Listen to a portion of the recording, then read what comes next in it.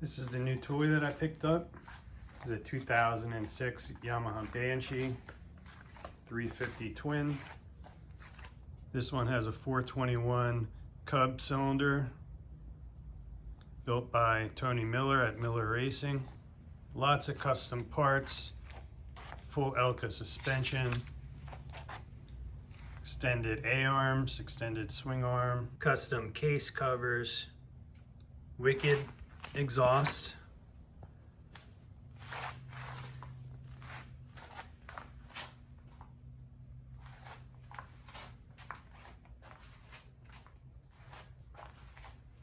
Flexx handlebars, lots of nice billet parts. And this is a genuine 2006 SE Special Edition, 50th Anniversary Edition, commemorating the 50 years of Yamaha. So in this video, I'm going to show you how you can adjust the clutch. Now, this Banshee has custom case covers, so the procedure is going to be slightly different, but it'll be similar. You know, if you have stock cases or other aftermarket cases, the adjustment procedures, once you're inside the cases, is going to be pretty much the same. But if your clutch is out of adjustment to the point where you're not able to get it dialed in with the adjustment you have on your handlebars, you are going to need to open up the case cover to make an adjustment directly on the clutch. Now, this is very different than a lot of other quads clutch adjustment. Typically you have the clutch cable that runs down here, and you'll have the clutch arm on the outside of the case here with an adjustment on the cable over there. So the Banshee clutch arm is actually underneath the carburetor on the left hand side. You'll be able to see it better from the other side of the four-wheeler. And this is your clutch cable, but there is no adjustment on that clutch arm that comes out of the top of the case. The adjustment needs to be done in here. So I'm going to show you how you can do that easily without draining all the fluids. If there's another way to do this, please let me know down in the comments, because it is a little bit of a pain in the ass just to adjust tension on your clutch. First thing you're going to want to do is jack up the side that the clutch is located on. I just rolled this on top of a floor jack and then dropped it in the first gear so it doesn't roll.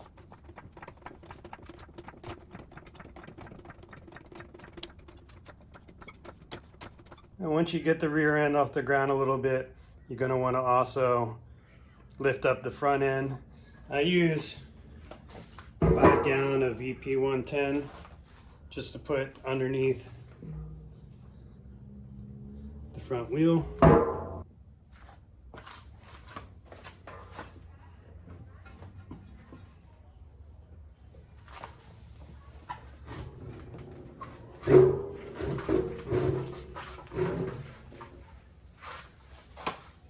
On mine, I can see my oil level in here, and I can see when it falls back inside the cases enough that I can remove this whole section of the case, the clutch cover, without losing any oil. Now, I could also just remove this window, but that doesn't allow me enough space to get a wrench in there to loosen up a locking nut that I'll need to get through. So I'm going to remove these bolts here that'll allow me enough access to be able to get in there.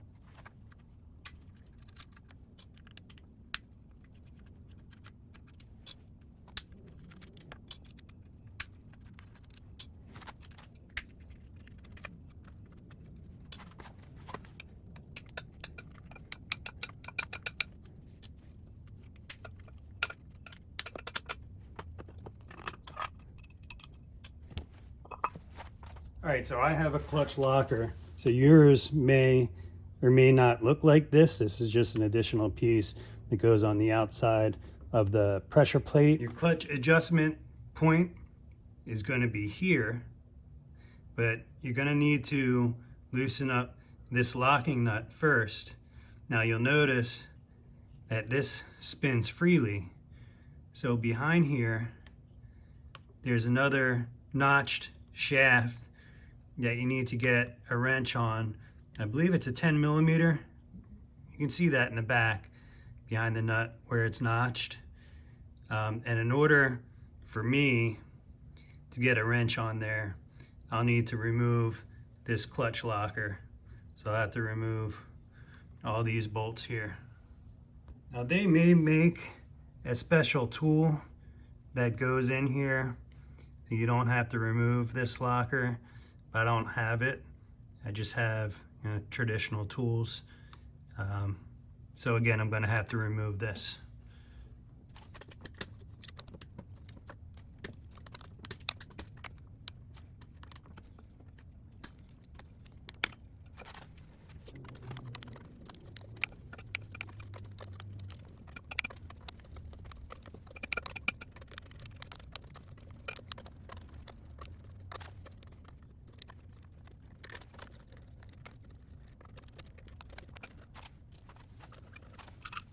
Okay, now I have easy access to get my 10 millimeter behind there on the shaft, and then I'm going to use a 13 millimeter to loosen the locking nut.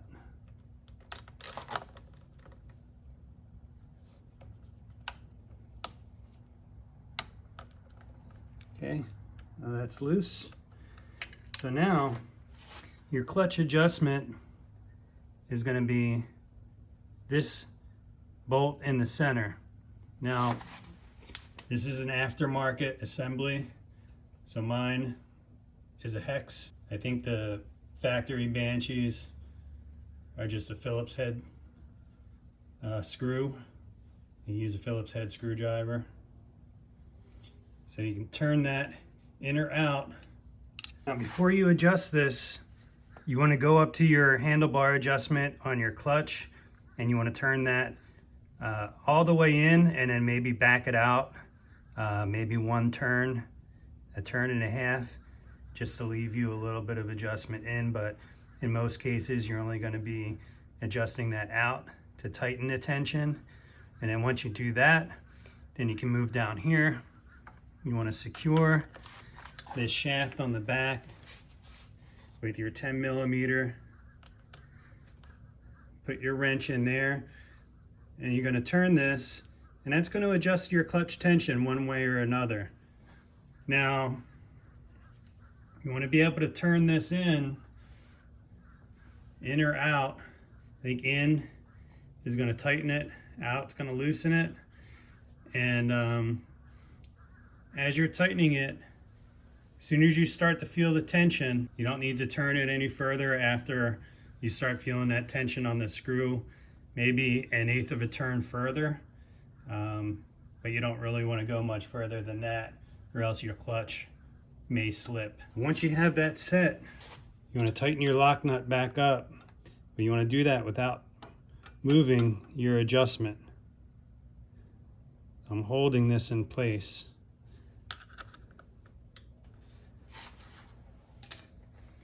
Now, snug it up.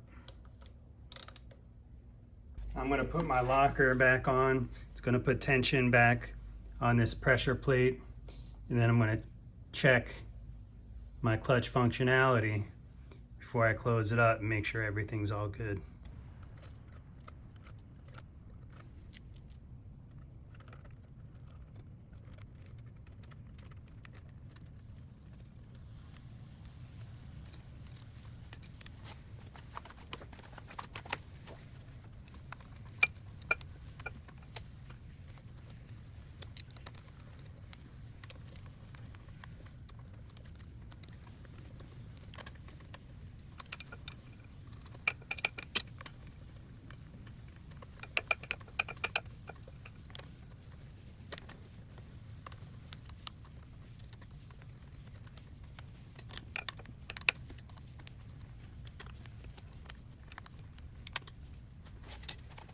Now I'm going to check functionality of the clutch. When I pull the cable, you'll be able to see that pressure plate move slightly. That moves just enough to release tension on the clutch plates.